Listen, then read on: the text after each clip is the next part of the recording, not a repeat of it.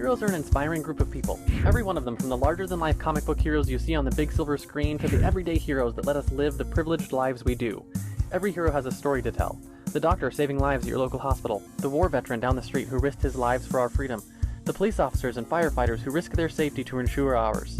Every hero is special and every story worth telling, but there is one class of heroes that I think is often ignored. The entrepreneur, the creator, the producer, the ones who look at the problems in this world and think to themselves, you know what? I can fix that. I can help people, and I can make a difference. Then they go out and do exactly that by creating a new product or introducing a new service. Some go on to change the world, others make a world of difference to their customers. Welcome to The Hero Show. Join us as we pull back the masks of the world's finest heropreneurs and learn the secrets to their powers, their success, and their influence, so you can use those secrets to attract more sales, make more money, and experience more freedom in your business. I'm your host, Richard Matthews, and we are on in 3, 2, 1. Hello and welcome back to The Hero Show. Richard Matthews here. I'm in a strange, interesting location. For those of you who are regular viewers of the show, we travel in an RV, and this week our house has no service, so I'm out at the beach with my family. This is Santa Barbara, where we're at, and I'm in the car because it's cold and loud outside, and can't record an interview with someone like I've got Kyle here on the line. Kyle, are you there? Yes, I'm here. Awesome, glad to have you here. But anyways, couldn't do a recording outside the door because it's loud, lots of people at the beach. Just wanted to start off, do a quick introduction for Kyle. Kyle it's Kyle Grappone, and you're the founder of To the Next Step, which is an educational services company that helps prepare students for the next step in their lives, including college and entering the workforce and the real world that awaits them afterwards. So you do this with all sorts of services: motivational speaking, group workshops, self-help books, student success coaching, on-demand courses, live online classes, and a bunch of free resources. Anyways, lots of cool stuff that you guys offer, and we're going to talk a little bit about that today. So why don't we start off just there? What is it that you guys are known for in the marketplace? Why do people come to you? Sure. So what we offer, and really it's something that I've been working on for a couple of years now, is we really focus on preparing students for the real world. And what I mean by that is becoming an adult and working full time, entering the workforce and really creating a career. And that was really born of me personally graduating college, 10 years ago, spending that time in corporate America, and really starting to realize that the people around me were very unhappy. And not like, oh, I work for a company that people don't like, just a genuine trend of unhappiness. The people I worked with, the people I knew, society in general seemed to be treating work as something that you're supposed to dislike.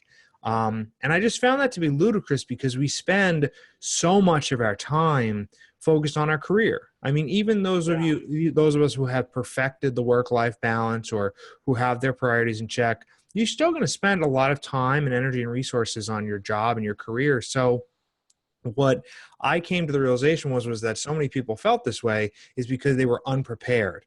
They really weren't prepared for the next steps in life. They didn't really take advantage of the opportunities education gave them. They didn't really know what they were supposed to be doing in high school and college because they didn't know. I mean, if you don't know something's coming, if you don't know what it's going to be like, it's very hard to prepare for it. You don't know what you don't know. Exactly. So what we do is we, through different services, really take a lot of the information we've gathered. So we've done a lot of research, and we continue to talk to graduates. We continue to talk to working professionals and really figure out what would they do differently? What do they regret? Passing on that knowledge and really just making sure that students understand that your decisions at this age, whether you be, a teenager in high school or maybe a little older in college, they can have long-term ramifications, both positive and negative. So that's really what we try to teach. And we really come from a real world background. We are, I myself am very much a regular person. I'm not somebody who is a Harvard graduate or a 4.0 GPA, or I don't have these accolades that the average student can't relate to. I'm somebody who myself didn't really take advantage of a lot of the opportunities I had in school. So a lot of what I teach is kind of, just kind of teaching listen, this is what I would have done, or this is what I suggest. Again, all about being prepared and living a life that you're going to actually enjoy living, because there's just too many people who really they don't enjoy what they do, and you can just see it even when they're outside of work. And I just think that that's a shame, and I think that there's something we can do about that.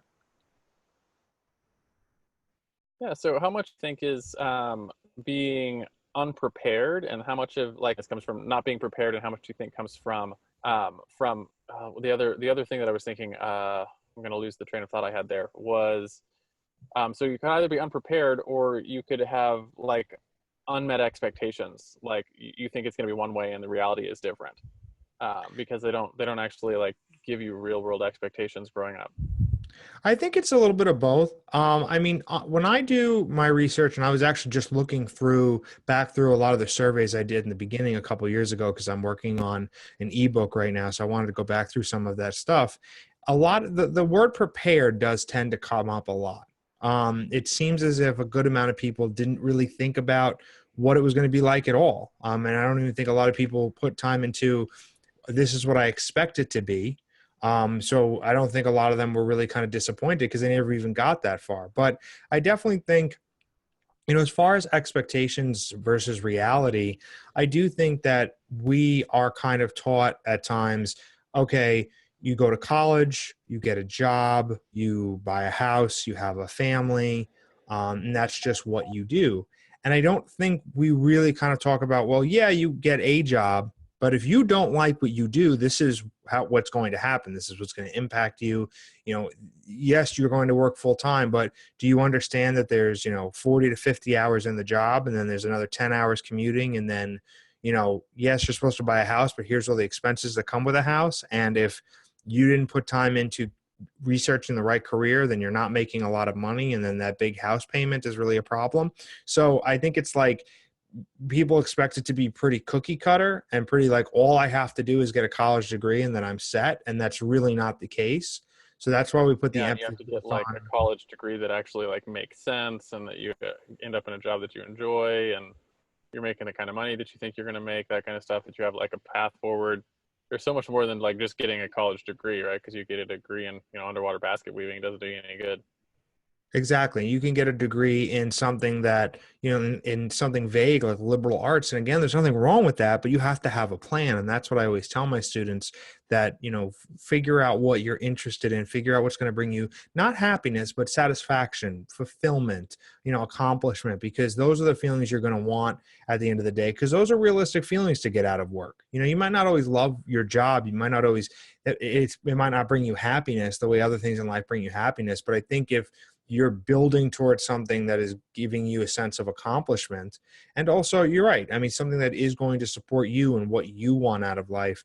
And the way to do that is a lot of times, especially when I talk to or coach my high school student clients, I tell them, this is the time to do research. This isn't the time to, pick a job and force yourself to stick with it. You really want to figure out, what are you interested in? And I'm a big advocate of research. I'm a big advocate of connecting with working professionals, asking them what their job is like, what their day-to-day responsibilities are like, having an understanding of, the average salaries in that field versus the average, how much it costs for rent and what are your expenses going to be like. And then there's the whole aspect of student loans, which we can cover in a minute, because that itself is its own animal. But again, it really is just about understanding what's coming next so your expectations can kind of match that. Because if you think that things are another thing is like nothing just falls into place. Nothing just kind of happens, for you. You really have to force it. And then after a lot of hard work, things can kind of start to fall into place a little bit, but you can't expect to just, I'll find a job that I really enjoy and all I have to do is go to college, because it doesn't really work like that. And I've seen people think it does. And that's kind of a lot of what I do. I use a lot of that experience to say, this is what it's actually like. And this is what has happened to people. And I know somebody who used to be like you, and this is what happened to them. And I think that's kind of what makes us unique. Do you ever recommend students take like small or short-term internships with careers they might be interested in, so they can get an idea of what the actual like work you're doing on a daily basis is? I advocate internships all the time. I advocate even some sort of internship, even in high school. A lot of times, even in my book. So I wrote a book for high school and college students called "To the Next Step," which is the same name as my company.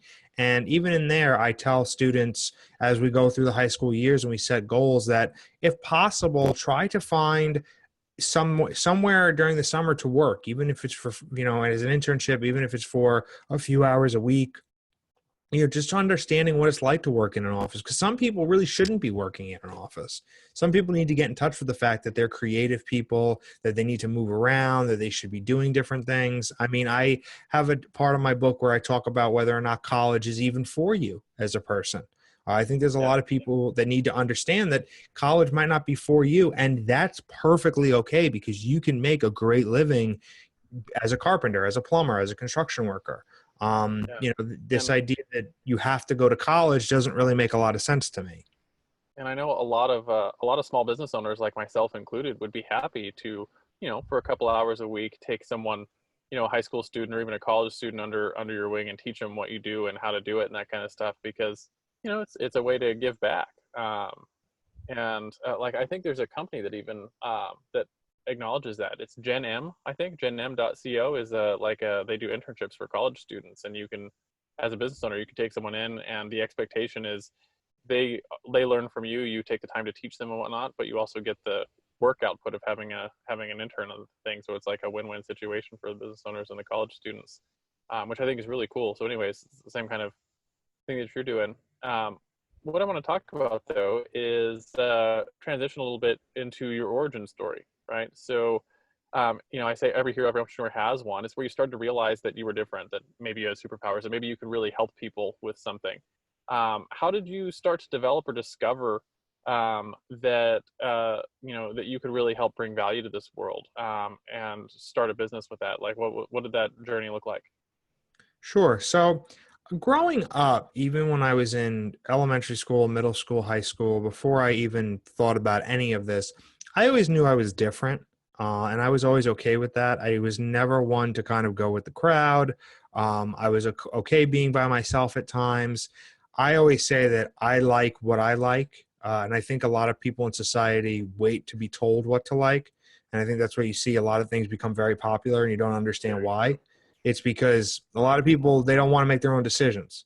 And I've always just liked what I liked. And I think sometimes I ruffle people the wrong way because I like something and they're like, well, why do you like that? I'm like, because I do. And I don't care what you think. And I think people so I've always been very different. I've always been unique and I've always been outspoken.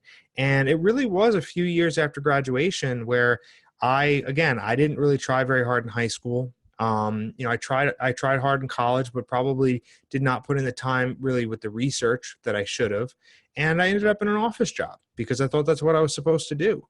And I'm not really built for an office job. I mean, I work for, and I've worked for jobs before, and I'm not saying I've disliked them. I've liked them, but at the same time, I'm meant to do something different. And I don't look down on office jobs. I think that there's a lot of great office jobs that you can have. They are for certain types of people, but they're not for me. So I started to think to myself a few years ago, what can I do to break out of this? Because it's going to take a little while, but what can I do to kind of transition into what I call career freedom? Still having a job, still working, but having more of my own freedom, being able to go to the gym when I want, being able to go to, events with my friends when I want, not have to worry about, oh, do I have to put in for time off, or, oh, I have to be, at a cubicle for 8 hours today, being able to kind of work when I want to work. So the first kind of step of that was I realized that, I'm a very good public speaker and I'm very good at communicating. So I know that people get paid to speak. So, okay, I'm going to get paid to speak. I'm going to figure out a way to do that. And then that's how I became a youth motivational speaker. And again, at the same time, like I said before, there was always this nagging thing where it was like, so many people are unhappy. Society keeps telling me you're supposed to hate your job. And at the same time, a lot of us really weren't prepared for this real world. So that kind of formulated itself. And I said, well, this is what I'm supposed to be speaking about. I'm supposed to be speaking about preparing students for the next steps in life. And I spent the first 6 months as a quote unquote speaker. I didn't speak anywhere because I wanted to make sure my message was concise. I wanted to make sure I knew exactly what I was doing. I did a lot of surveys, which to this day, is great because I feel confident when I'm talking to a client or I'm teaching a class. I know that it's not just me. It's not just my opinion. I know that I have backup from a lot of people who were in similar situations. So I Yeah, started to that's a good speak. point too. I started to speak and I started to take speaking engagements. I'm from New Jersey, so I've spoken in New York, I've spoken in New Jersey. I'm in talks to speak in Connecticut. And I started to speak. And at the same time, I was kind of, not speaking as much as I wanted to. And I had a lot of ideas. And I came to the realization that one of the things that I needed to do was I needed to write a book. Not necessarily to make money per se off of a book, but to write a book so nobody's giving me permission to speak anymore. Now I have this, Yeah. and now I can sell it directly to students. I can sell it directly to parents. This is my message. It's out there. And that's what I've done. And my book was published, and now people are buying it. And I don't have to get approval from a school to come speak because now I'm reaching people on a very individual level. So that was kind of my first phase. And then the second phase happened recently where I just decided that I've outgrown the label of just a speaker because I'm starting to coach. I'm starting to create on-demand courses. I'm going to be teaching live classroom courses. I have a couple of other products in my roadmap that we're going to be launching at the end of this year. And I just came to the realization that we are much more than just, me as a public speaker. It truly is an organization that's dedicated to helping students prepare for the real world. So that's really where To the Next Step was born from. Interesting. So it was a transition from job into speaking into author into educator, and the education is starting to become more than just yourself, right? You have a whole organization around that. Yeah, so what we're doing now is, a lot of what I speak about, again, I have a lot of research that backs me up, but in our roadmap, we're going to be eventually bringing on more people to talk about some of the specifics. So I'm talking to somebody about coming on to speak about financial literacy, female empowerment, health and wellness, dieting, things of that nature. So we're really going to become a go-to organization that students can go to and kind of prepare themselves, because a lot of students are very anxious about the real world, about getting a job, about supporting themselves. And I think that we're going to have a lot of assets to let them know, like, this is what it's going to be like and this is what you need to do to prepare, and kind of giving a lot of realistic advice. So I'm curious, in those couple of transitions, right, where you made the transition from office job into speaker, and the transition from speaker into author, and the transition from author into educator, and it sounds like you're going from educator to an educational organization. Where was like the biggest difficulty, the biggest like mental challenges to get over to make that shift into where you are now? I think the first biggest challenge was the imposter syndrome that I would feel at times. And if you're not familiar with imposter syndrome, it's basically what it sounds like. You get this feeling that you're not really worthy to do what you're doing. And I would feel like that in the beginning because at first it was saying, who am I? I'm a B student. I graduated from a small college. Am I really the best person to talk about this? And for me, I had to get over that very quickly. And I had to realize that it's not about being the best person. And it's not about being an expert. I don't necessarily consider myself to be an expert. I'm somebody who wants to start a movement, who wants to start a conversation, somebody who really wants to get a student to just change their mindset, just understand what's coming next. Because the way we work it, it's the student that does the work. The student is the champion. They're the ones that really start the gears in motion. And I truly believe that what's going to end up happening as I speak more and I do more things is people will end up with more satisfying lives, but they might not necessarily remember that it was us that started it. They just may say, oh, somewhere along the line, I changed my mindset. And that's fine, because that's what I want. I want more people feeling that way. So I think the first phase, the imposter syndrome, was a big deal. Writing a book for me personally was a lot of fun. I've always been a pretty good writer, so I really wasn't that worried about it. And I think once I knew that I had something to speak about, writing about it wasn't a big deal. And I think after that, when it really became starting my own business, I think it was a matter of, finding the time. Do I have the time to do this? Do I have the, mental ability to do this? Do I have the experience. And for me, I think that I can get away with, doing some of this, even though I don't have the formal educational business experience, because yes, we are a company, but we don't have a lot of the complicated aspects that a lot of companies Yeah. have. We don't have employees. We don't have investors, thank goodness. We don't have, an office building to pay for. So that's why sometimes when people call me an entrepreneur, I totally understand why they're doing it, but I get a little hesitant sometimes because I know entrepreneurs that are, dealing with investors and having to do more and more funding, or having to chase down funding or hire employees, or I can't imagine what it's like to have employees that their weekly paycheck depends on you. So for me, I kind of made myself realize that like what you're doing, it's important and it's difficult, but it's not impossible. And I think, again, I just really go day by day. And I've also come to the realization there's a lot of things I want to do that aren't even going to get done this year. They're going to get done in 2020 or 2021, and you write it all out and you give yourself a roadmap and you realize that it really is, for me, a marathon. I mean, I'm not going to go anywhere. I'm not going to sell this someday. I mean, this is going to be my calling for, the rest of my life. So as long as as long as I'm moving forward every day, that's really what's most important to me. Absolutely. So I'm going to talk a little bit about your superpowers, right? So we talk about every entrepreneur has their superpowers. What is it that if you could narrow down to, the one thing that you really have nailed down that helps solve the problems for, in your case, for your students that you're working with, help slay their villains, so to speak, what would you say your superpower is?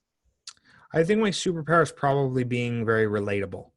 I think a lot of students relate to me. I think when they see me, they can relate to me because I look like them. I'm not super tall. I'm not a Calvin Klein model. I'm not somebody that you can't relate to. I think sometimes if you're the average high school student and somebody from Cornell walks on the stage, or some tall, handsome guy from Harvard comes on the stage, you might not relate to him. Where me, I'm very relatable, and I'm also very honest. I'm very honest about, I don't really go up there and tell people how wonderful they are, because that doesn't do anything for anybody. I mean, if I tell you how wonderful you are, that's going to stick with you for 5 seconds. But if I give you a roadmap and say, you can figure it out and here's how, that's relatable. That's useful.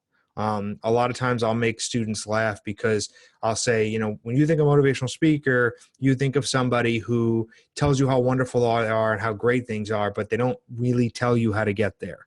And that's not me. I'm much more, I'm not rah rah. I'm very, this is how to get there. This is the process. So, for my superpower is being very relatable and giving, actionable advice to my students. Yeah, and it's a really powerful thing. And I want to relate it to something else that I've heard recently, right? So if you look at the social networks that most of our college and high school students are using now, they're not using Facebook or Twitter. They're using Instagram and Snapchat. And one of the reasons I've heard for that is because it's generationally speaking, like our generation, we really like to have, we grew up with photo albums and stuff like that. And Facebook is almost like a digital photo album of our lives. And the younger generation is more interested in like being in the moment and authentic, right? And because they just realize all their data is always there forever, right? And so they don't have the same kind of like, if you didn't capture it, it's gone kind of thing. So they have some of this, it's very in the moment and very, very authentic. So when you come up on stage and be a representation of someone who is authentic and is in the moment and helping them with their current problems, that's a very relatable way to be for, especially for the generation that's coming up in the technology and stuff today. Yeah, no, absolutely. I agree with that. Yeah. So talk about the other side of superpowers, and that's a fatal flaw, right? Superman had his kryptonite. Batman wasn't actually super. You and I aren't Calvin Klein models, right?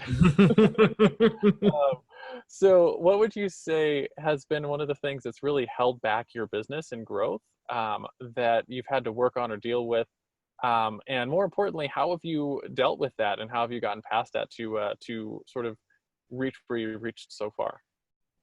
I think one of my personal fatal flaws is getting frustrated very easily. and really harping on certain aspects. At times I will connect with someone and they'll be really excited to work together, and then I'll never hear from them again. And even as I say that, that really frustrates me, because Yeah. there's just a way to be a person. And I think ghosting someone is the most unprofessional thing that we do these days, because there's no reason not to respond to anyone. Like, even when somebody emails me and is trying to pitch me a service for my business, I tell them, no, thank you, I'm not interested. Now, if they keep emailing me at some point, yes, I'm going to stop, because I told them I wasn't interested. And there's nothing wrong with that. But for me, sometimes I'll reach out and I'll say, hey, I'd love to volunteer my services. I was, supposed to work with a high school in New Jersey for free because of what they were doing, and they were local, and I was willing to do it. And they just completely ghosted me. And I really took that personally. And, while I still won't excuse the fact that I think it was completely unprofessional, it's something that I need to get over quicker. I need to not take things so personally. I need to understand that things are not locked down. Just because someone says they're going to do something with you, just because someone says they're going to buy your book or buy a course, doesn't mean it's necessarily locked down. So you want to keep, pushing and pushing and pushing, and keep reaching out, and don't think that, oh, I sold a course today, I'm good. Well, no, because you don't know if you really did, or you don't know what's going to happen with that. So I think that's a big thing for me personally. I think for the business, a couple of things that have been difficult is time management. I think, there's only so much time in the day. I'm the only full-time employee for this company. So for me, it's a lot of me doing the same thing, me doing everything, which I think is difficult sometimes. But I think that, again, it's just about really just moving forward. It's really just about, what did we do today? Today I began, writing the copy for an ebook. And I locked down a writing gig for a outlet for a website that has the same audience as me. So I'm going to be spreading the message about the company through that blog. I'm going to be generating more income through that blog. So, I'm going to be working tonight as well, but at least I did something. At least I was able to move it forward. I might not have done everything I wanted to do, but, I was able to move it forward. Yeah, I always like to, on the whole, you know, it's not locked down thing you mentioned. It's like until the money's in the bank, I never count anything as sold or closed. Right. Exactly. And I've learned that, and I had to learn that the hard way. Yeah. And it wasn't even a matter of sold. I mean, there's times where I've offered to speak, and you just don't hear anything back. And it's something, I guess, as a business, I was never really a businessman. I've never been in sales. So that was like, well, wait a minute, like this is a no-brainer. But just because it is a no-brainer doesn't mean it's still going to get done. And you can't control what other people do or how they Yeah, behave. and you have to really learn to develop that next mindset where you don't get stuck on something because it didn't finish or you didn't close it or you didn't get it on the calendar or whatever. That if it doesn't work out, you can't stop and wallow in that. You just have to move on to the next one, because the reality is it's pretty much a numbers game. It's all a numbers game. Whatever it is you're doing, you get in front of enough people, get your offer in front of enough people, you'll get enough yeses, and just have to move forward with it. So yeah, it's a hard thing to learn, because like, I don't know, like you said, it's frustrating when you're like, hey, can we come do this? And someone's like, yeah. And then you're like, let's get it set up. And then you never hear from them again. Yeah, and it just boggles my mind. I mean, there's several things that pop up in my head right now, and I'm just like, and I won't go into details, but it's something you just have to realize. Like, if you're going to be a business owner, which again, as I explained earlier, I'm a little hesitant to call myself that sometimes, but if you're going to get into this world of, doing your own thing and selling your own products, it's not always going to make sense. And there's going to be people who are going to be interested. And then for whatever reason, unfortunately, they've been taught somewhere along the line that if you're not interested, just don't say anything, and eventually they'll go away, which I think is just a societal thing. And that's what I try to teach a lot of my students too. I try to tell these students, and I try when I talk, that, communication skills are so important. I just did a research study, in the middle of doing a research study, actually, with a university in New York. We're working together. We're interviewing working professionals, and we're asking them a number of questions. And one of the questions we ask is, what skills do you think today's graduates are lacking? And everyone says the same thing. It's communication skills. They don't know how to communicate. They don't know how to talk to each other. Social media plays a huge role in that. But again, I tell if somebody is reaching out to you, even if you're not interested, you just say no, thank you. But to not answer at all, I mean, that's just very poor communication skills. So I've kind of Yeah. taken that negative and tried to teach the students accordingly about it. Yeah, I've been hiring people in my company for part-time projects and full-time work and everything for going on 9 years now. And I can tell you from experience that I hire like 95% of my hiring, yes or no, is their communication skills. Because if they can communicate, I can teach them anything else they need to know, right? But if the communication sucks, then everything else is hard. So I'll hire on communication first before anything else. Yeah, no, I agree with that. Yeah. So I mean that's a huge thing. So I'm going to talk about common enemy, and this is probably going to be real interesting just because of who your market is, right? So the common enemy, I like to think of this as like if you could go into every one of your clients' life the moment that they hire you and wave your magic wand and remove something from their life, from their mindset that you know is holding them back, that you see over and over again, what would that thing be? The common enemy that you could just remove automatically from your clients' lives? I think it would be the need to please other people, and specifically, maybe not. Let me answer that again. I'll take that back. I think it would be the need to follow what they think they're supposed to do, because I think society is really conditioning students that you're supposed to do A, B, C, and D. And I wish I You're could. supposed to go to college, right? You're supposed to. Exactly. You're supposed to go to college. And again, college is not for everyone. There's people who go straight into an apprenticeship, into a trade school. I don't know why we've demonized that in this country. I saw a quote the other day that I loved. It said, growing up, my teachers told me I better pay attention or I'll end up like the garbage man. But what they didn't tell me was the garbage man makes more than they do. And Getting I like just 260 lost it. grand a year. I thought it was like, oh my gosh. I was like, that's freaking hilarious, because people don't realize, like, people look down on garbage collectors, but not only are they the backbone of society. I mean, think for a second, what would happen if we just got rid of all the garbage collectors? You It would be know, terrible. I mean, I think they're a lot more important than accountants. Um, so there's that idea that you're supposed to, get a good job. You're supposed to get married at a certain time. I see a lot of people who get married and then they have kids. And it's like, well, why aren't you enjoying your marriage? And it's because we as a society have made life to be out a bunch of milestones, and you're not allowed to be in the middle. You're supposed to be a high school student, and then you're supposed to be a college accepted student, or college elect, if you want to call it that. And then you're a college student, and then you're somebody with a job, and that's what defines you. And because everybody says, what do you do for a living? And everyone says, how was work? One of the best Yeah. pieces of advice I ever got was, if you're making small talk with somebody, don't ask them what they do for a living. Ask them if they have any vacations planned. And I've been doing that for years, and I can't tell you how popular I am, because people light up. They either tell you about the trip they just went on or the trip they're going to go on. So I would remove this need to follow society, and I would replace it with the idea of, you can do something different. I don't like to say you can do anything you can do, because that's really broad, and people kind of poke holes through that. But I think especially young students feel that they need to take a safe road. And if I could remove another thing, it would be this idea that there is a safe road, because there Yeah. is no such thing as a safe job. Like, certain careers are quote unquote recession proof, like nursing, for example. But again, you have to be a special mind to be a nurse. Not everybody can just be a nurse. I think it takes a special talent to do that. So there really is no safe job, because I was reading the other day that Amazon laid people off. And if Yeah. Amazon can lay people off, then no one is safe. So Yeah. if you want to do something that somebody's telling you is quote unquote outside the box or not safe, it's all outside the box. It's all not safe.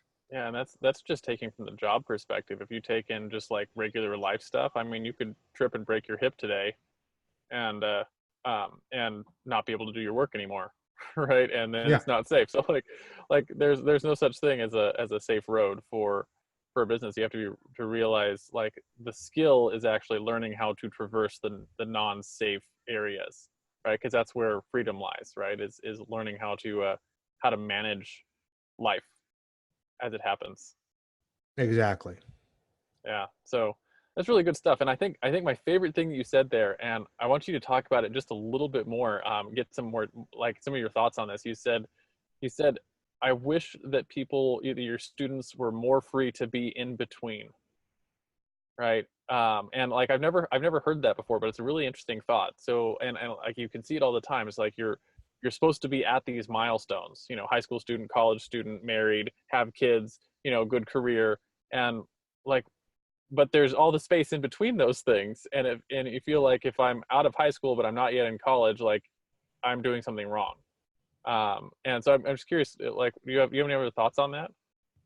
Yeah, I mean, I think when I talk about, being in between, it really is about the journey from one point to another. For example, I don't think you have to be a college student who knows exactly what they want to do when they graduate. You don't have to have that figured out. Like, you can be just a high school student. Like, if you just want to focus on high school, like, you can be a high school student. Like, you could be a college student. Like, you could be 30 years old and not in a relationship. There's the journey part. Like, for example, I've been married. My 2-year wedding anniversary was the other day, and I don't have kids yet. And I think a lot of people say, well, when are you having kids? And I say, well, first of all, it's none of your business. That's another thing. We become a society where everything is each other's business, and it's not. That's what I try to teach kids too, is kind of boundaries and self-awareness, because we don't get taught that anymore. But, people ask me, oh, when are you gonna have kids? And it's like, I'm enjoying the journey. Like, I'm enjoying being married, and then I'll enjoy having kids, but like, I'm enjoying the journey. I'm doing things, like, I'm not just rushing into having kids. I'm building a business. So when those kids arrive, they're ahead of the game financially. There's, money set aside. There's a future for them. Um, and I think that's a big problem. I think that's why you see a lot of people get, sometimes you see people get, engaged very quickly, and you wonder why. It's because they don't think they can be just boyfriend and girlfriend. They think, oh, okay, we've been together for a year. We must get engaged now. We must have a child now. I must have a career. I must grow in this company. And that's crazy to me. I mean, I must go, like I said, I must go to a 4-year school. I think it's okay. I think it's okay to take time off before college, as long as you have some sort of plan. I think the problem is, some people take time off, they get a job, and maybe that, full-time retail job is the most amount of money they've ever made before. But that they need to understand that money, that amount of money, isn't going to support them for the rest of their life. So what exactly is the plan? So I think as long as you have a plan, you can be, like you said, in between, but really just enjoying the journey, enjoying the process, learning about yourself, instead of, rushing from one milestone to another. It's like, oh, I'm in high school. Oh, I must be thinking about college. Oh, I'm in college. I must be thinking about the real world. Oh, I'm in the real world. I must be thinking about getting married, buying a house, buying a bigger house. It's like, before you know it, you're going to look back and you'll be like, wow, my whole life I was dying to get to the next step, and I realized that I never lived. Yeah, and it's true too, right? Because we spend so much time thinking about where we're going to be, that we forget about today, right? Forget to live life today. It's one of the reasons why my family travels, right? Because it forces us to like, just like on logistically, we can't plan more than like 3 weeks out into the future. So like we have a general idea of where we're going, but it Yeah. really forces you to be in the moment a lot, which it's just a side benefit of doing what we do. But yeah, it's a problem that a lot of people suffer from, is just this idea that they have to be constantly getting to the next thing, and they forget to be content with where they are. So like one of the phrases that I use is, I tell people that one of the things that you should strive for is what I call contented ambition. And contented ambition is that you're content with where you are and what you're doing right now, but you are going somewhere, right? You have a direction that you're going, right? So it would be different if you were just sitting there and you were not doing, like, you had no plan, like you mentioned, like if you weren't going somewhere, you didn't have a destination, then you're probably just floundering, right? Which is a problem. But if you are happy with where you are and you have a direction that you're going, you're allowed to be happy here. Hmm. Exactly. That's a great point. You are allowed to be happy. You're allowed to be happy doing whatever it is that you're doing. You don't have to always be, moving or going somewhere else. And I think that's sometimes what happens with younger generations and why they job hop so much, because sometimes a day is just a day. You know, not every day is going to be this magical thing. Like sometimes I get annoyed when I see people on Instagram talk about how every day can be magical. And it's like, you're just setting yourself up for disappointment, Yeah. because some days are days. I mean, for me, yeah, I feel it's a little different because I feel like I'm in the beginning of this journey with this business, and there's so many things that happen every day, but sometimes a day is just a day. And sometimes you just need to enjoy yourself. And sometimes you need to take a break. Sometimes Yeah. you shouldn't be working all the time. You shouldn't be studying all the time. You know, it's okay to listen to music. It's okay to have comfort food.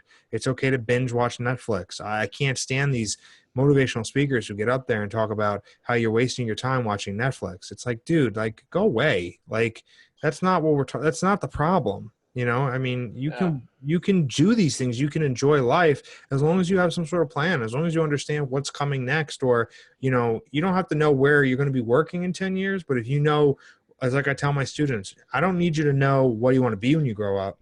You just need to know what type of person you want to become. Because if you're Yeah. building towards that type of person every day and the type of life that you want, you'll be fine.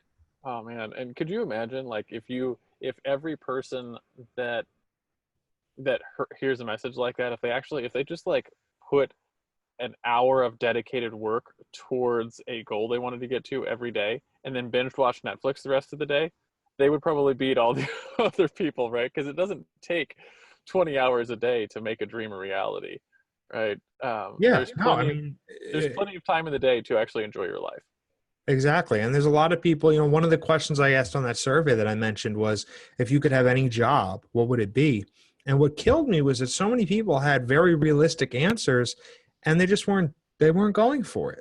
Like one person who, she's incredibly bright, I remember her answer. She wanted to be like an interior decorator, which is not that outside the box. Like that's not a crazy job.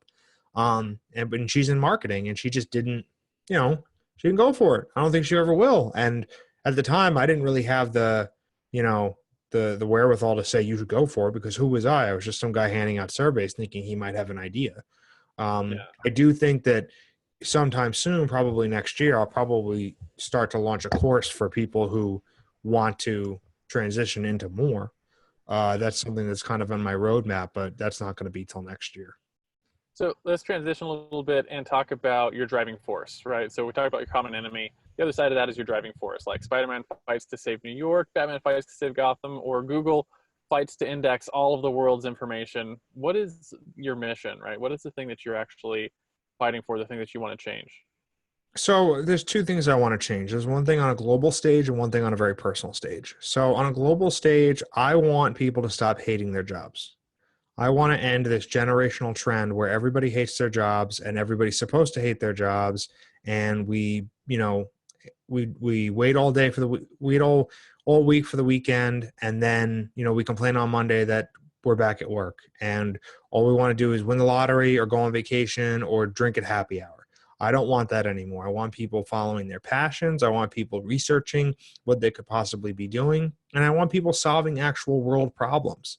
I want people to really think to themselves, what type of person you want to become? Because if every single person asks themselves that, there's so many people that would identify a problem that they want to solve or a group of people that they want to help. And that's what we need now. We need more people saying, I want to become the type of person who helps these type of people. And then again, maybe you're great with numbers and you should be an accountant, but instead of being an accountant for Morgan Stanley, you're an accountant for a nonprofit making, you know, making stretching dollars and making their donations go longer because you know different ways to do that or whatever. Again, it's really just taking it past, oh, what's a good job, and taking it to, what are you going to enjoy doing? What is going to bring you satisfaction? What's going to bring you fulfillment? So stopping this generational trend of hating your job, that's my mission. And on a personal level, I want to enjoy life. I want to actually enjoy what life has and the little things. I've always enjoyed the little things.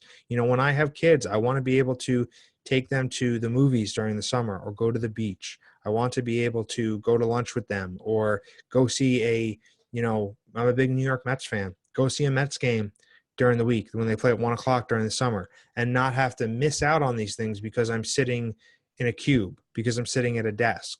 I want to be able to enjoy the things that go on in life. And I think the way to do that is, first of all, really doubling down in the beginning and understanding that you're going to be doing a lot of work for free. I think that's something we could talk about in a minute, but, really doubling down, really figuring out what is your idea, and then crafting some sort of plan that, again, you're going to be working. I'm always going to be working, but I'm going to have more flexibility. I'm going to be able to do more things. It's really interesting that you said that about the kids too. I have 4 kids, right? I've got a 9, 5, 3, and newborn, and my son, who's 9 years old.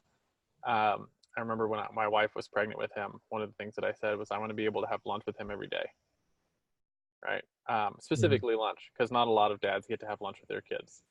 And a lot of them will have either breakfast or dinner or something like that. But I was like, I specifically want to be able to have lunch with my kids every day, and that my son can probably on his hand count the number of times that I haven't been home for lunch in his 9 years, which is fantastic. So yeah, to your point, having the freedom and flexibility to do that is really cool, and it's something that you know, depending on the type of entrepreneurial path you take, entrepreneurship can provide that kind of freedom and flexibility.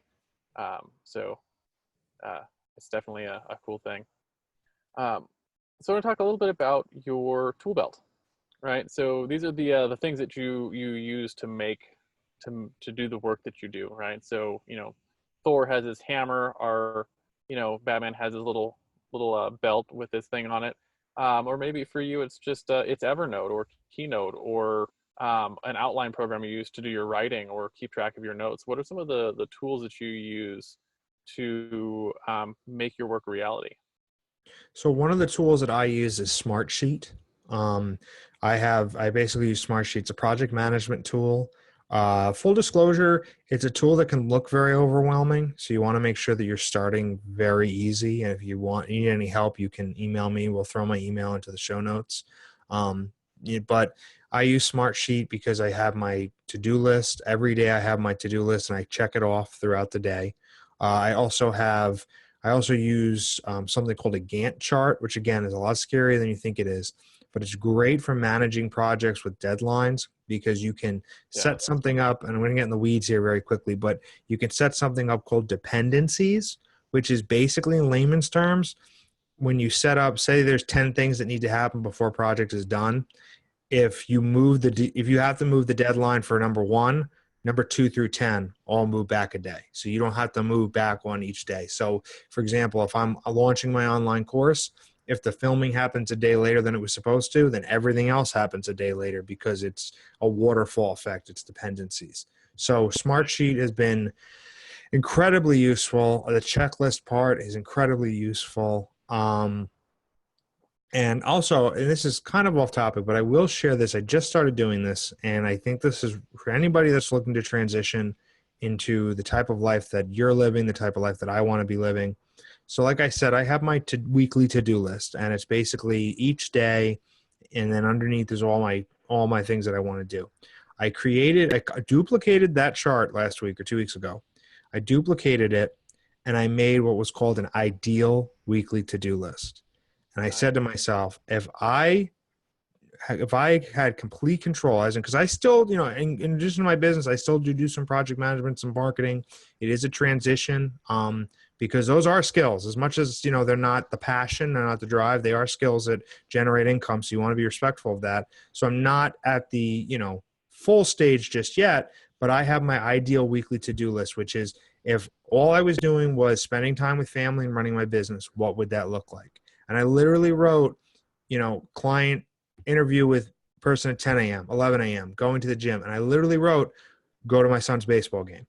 And on Tuesday, I wrote, take my daughter to the movies, because that is what I want. I'm visualizing that. I'm seeing that. I go through it every week. When I go through all my project tabs, I read through that very quickly. And it gives me a realization that that is something very reasonable that I'm working towards. So kind of off Yeah. topic, but I don't know where I'm No, going to be able that's to fit that in.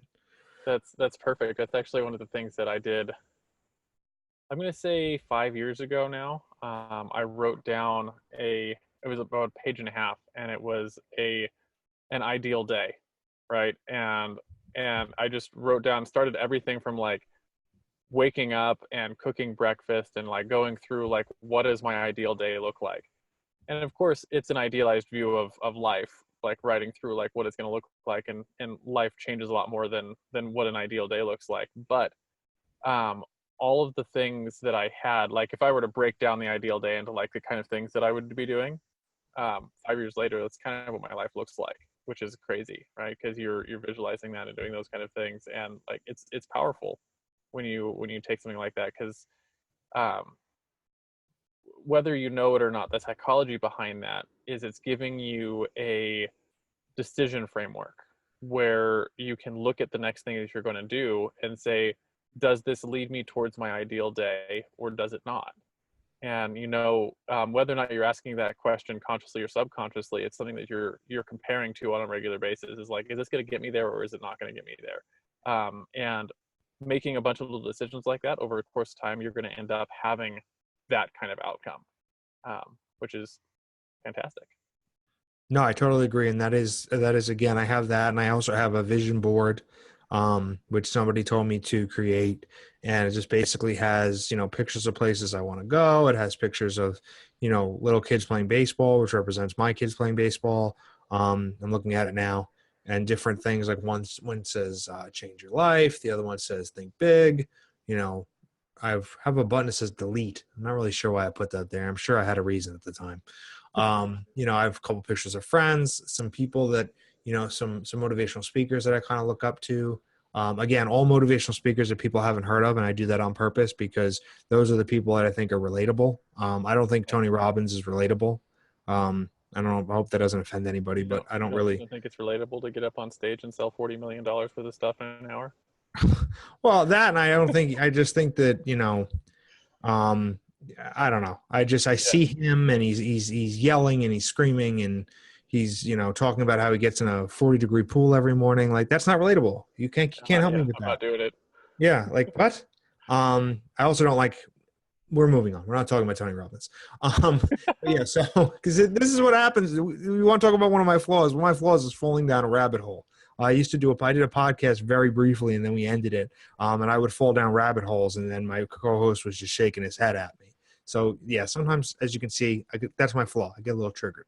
But yeah, so, my board is what I want to do. And, you know, it's just something to keep me focused. And again, it's what I want out of life. I don't think that there's anything wrong with people who enjoy working in an office. If that is your calling, if that's something you want to do, that's fine. But I don't want to do it anymore.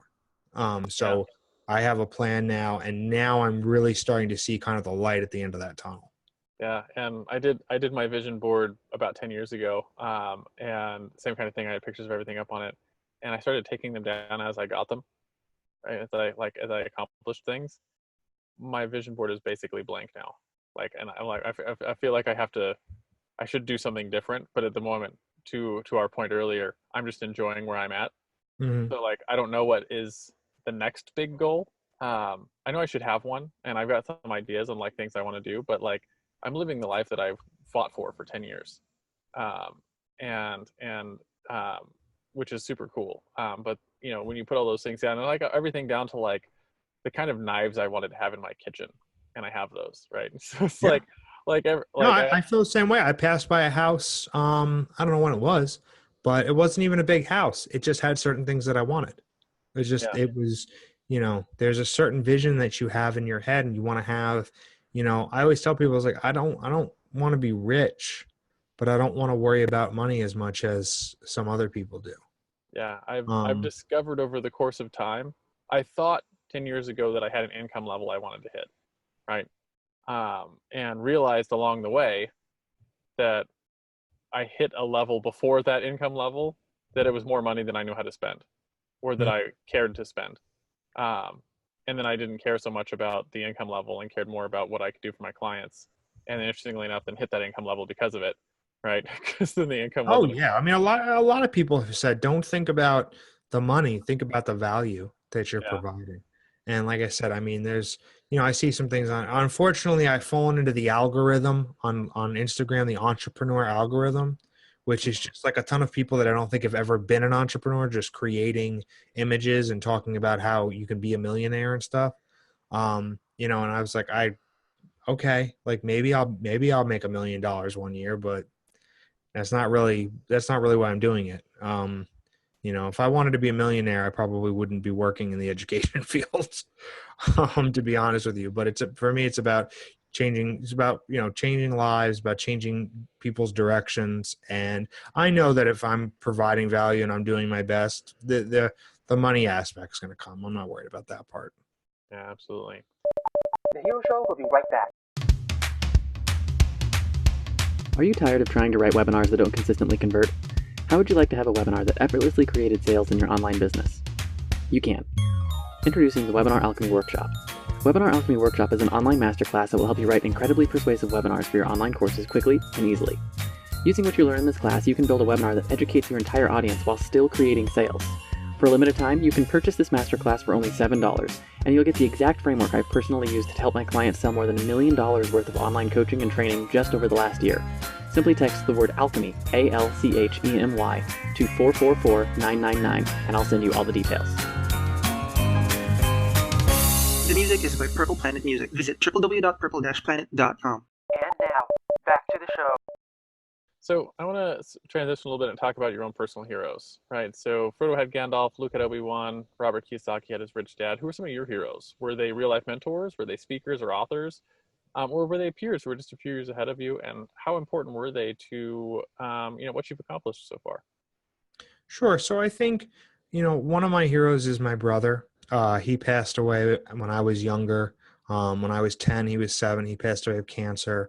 And I always keep him in mind because I am living for both of us. And sometimes I do think to myself, you know, what would have happened? Like, that could have been me. Like, I could have been the one who could have passed away. And he could have been the one that was here. And obviously that's not the case. So he's just somebody that always sticks with me. I know what type of person he would be. So he's definitely one of my heroes. But other than that, I think, you know, it's not so much one person is a hero, as in people who changed their direction, people who were on one path and then brought themselves to a different path. So it's a lot of times, it's not necessarily one person. It's sometimes if I see somebody who lost a ton of weight, I say, well, that person's a hero to me because it's incredibly difficult to lose weight, and they did it.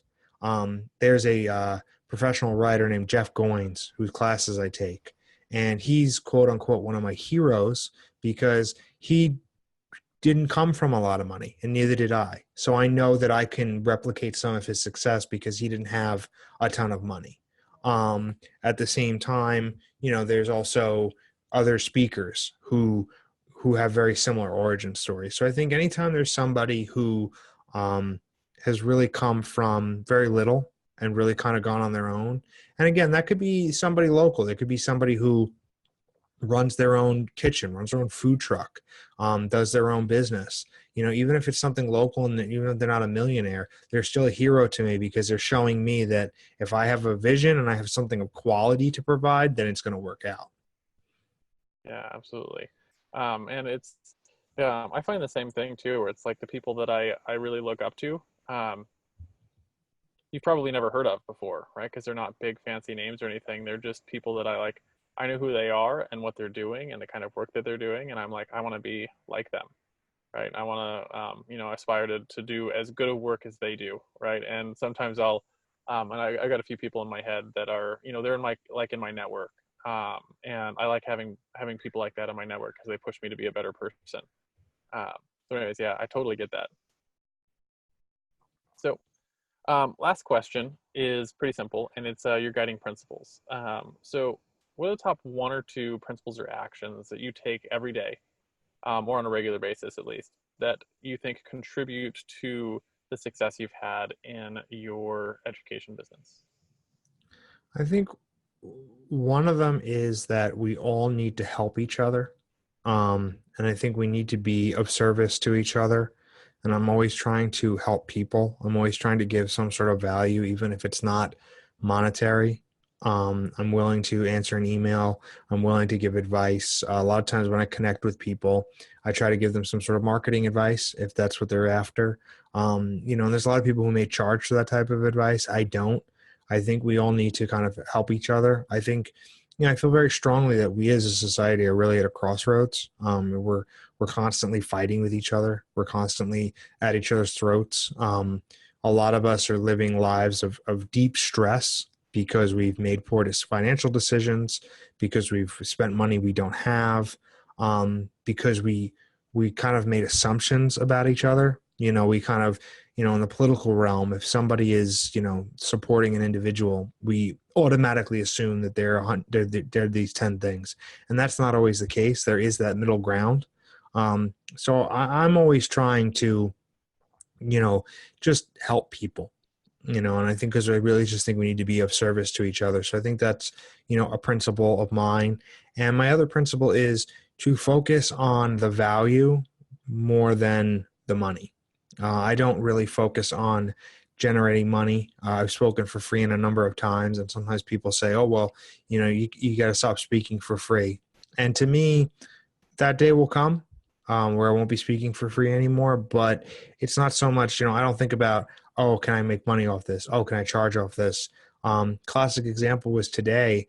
I was connecting with a educational organization, and honestly, by the time this podcast goes live, you'll know all about it. But I was going to offer to create some content for them pro bono because I believed in what they were doing. And before I could even say that, they said, "We want to bring you on as one of our paid blog writers."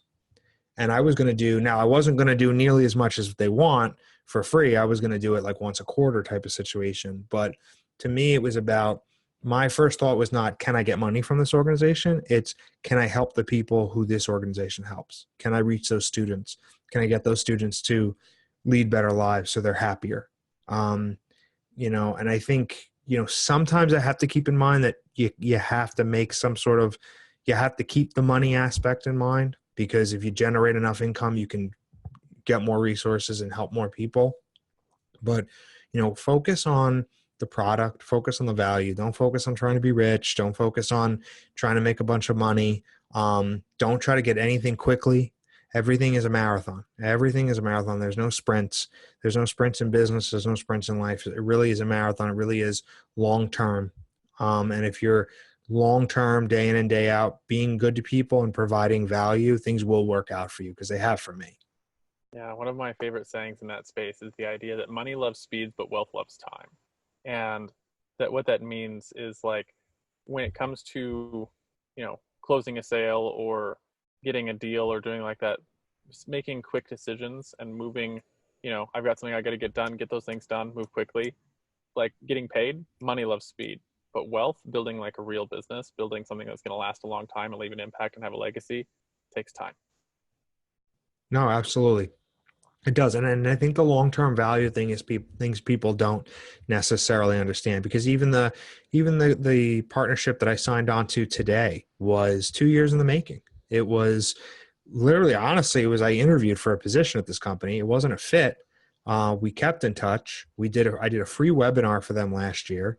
And again, I reached out to see what kind of value could I provide their organization. And here we are.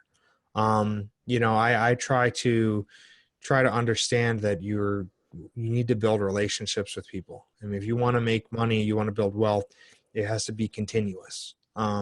You could probably get, a big sum of money one time from somebody, but if you charge them a lot right up front, they're not going to come back. They're not going to keep spending money. They're not going to keep spending their time. They're probably not going to, if you cut somebody a break, chances are they're going to tell somebody, "Hey, this guy's a good guy. Why don't you check them out?" And again, maybe you're not making $1,000 this week, but it's better to make $200 every week for the next year than to make, "I only made $1,000." Yeah, but you didn't make anything after that because you weren't creating value. You were just kind of, getting that money up front. Yeah. And it's one of the things that I know has been really important in my business is learning how to focus on giving value first. And I realized how much that has impacted my business, where I get to the point now where I give everything away all the time for free to everyone. Right. And like, even down to like, I get on sales calls with people, and I get told by other people in the industry that I'm nuts for doing this, but like the things that I do, I'll get on a sales call and I will just walk someone through, here's everything you need to know to do what I would do for you. Like, I'll give you the roadmaps, I'll give you my templates, I'll give you everything that I've done, like that you need that we could get off this phone call and you could just go and do it all yourself. And 99% of the time, the people will get off the phone and they go, holy crap, that guy knows what he's talking about. How can I hire him to do it? Because I don't want to do that thing. Yeah. Right? Just give them all the value you possibly can. Because if the ones that you want as your clients don't want to do your work, they want to hire you to do your work. Mm-hmm. Yeah, no, they want to hire you, and they understand your value. And there is something, because like I said, I've created ebooks, I've created webinars, and I do give away information for free. I mean, in my book, you can do a lot of what I coach by following the book. Now you're going to have to do a lot of that on your own, and there's a lot more effort, and you're going to miss out on some things. But, the book is, I mean, the digital version of my book is $10. I mean, it's very inexpensive. And I did that for a reason. I have payment plans. I do that for a reason, because I want the information to be available to everyone, because I want you to be a repeat customer. I don't want you to be a one-off. I want you to keep coming back, because I know I'm going to keep creating content, and I want to continue that relationship with you.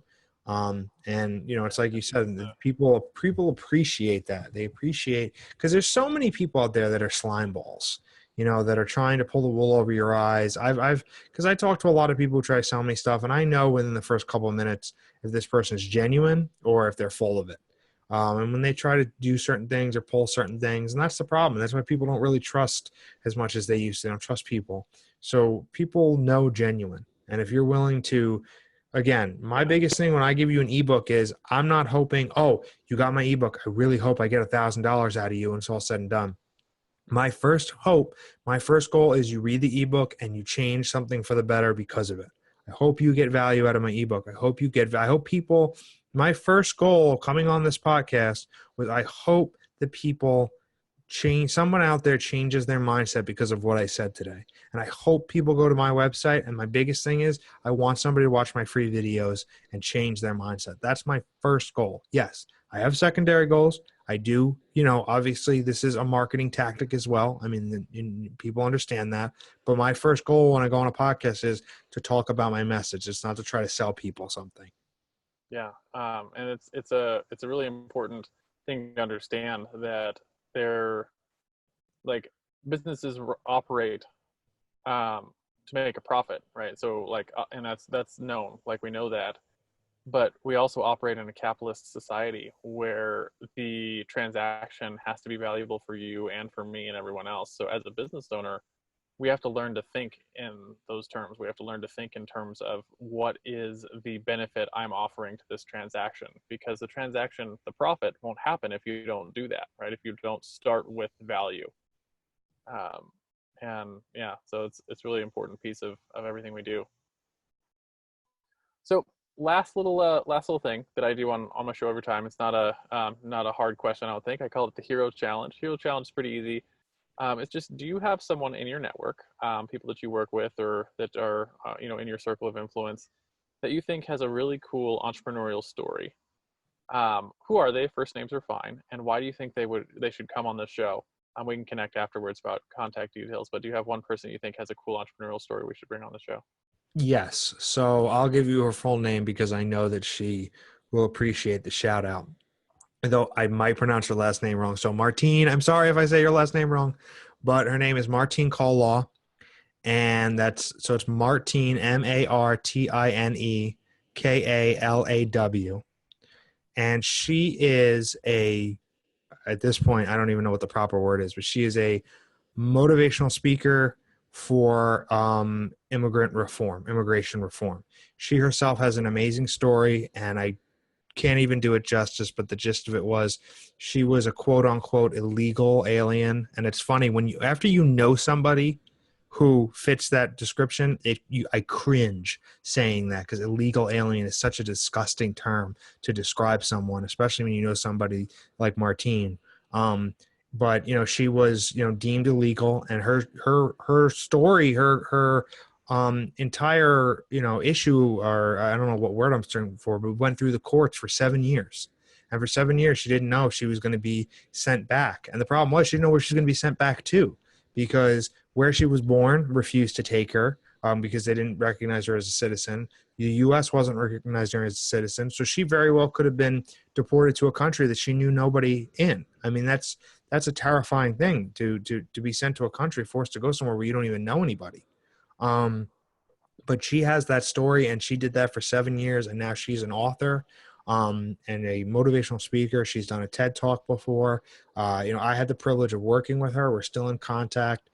She's a great person. She helps me wherever she can, and she just, she has a great story because she is an immigrant. And that is a very hot topic issue. And I think when you get to know Martine, you learn another side of that issue.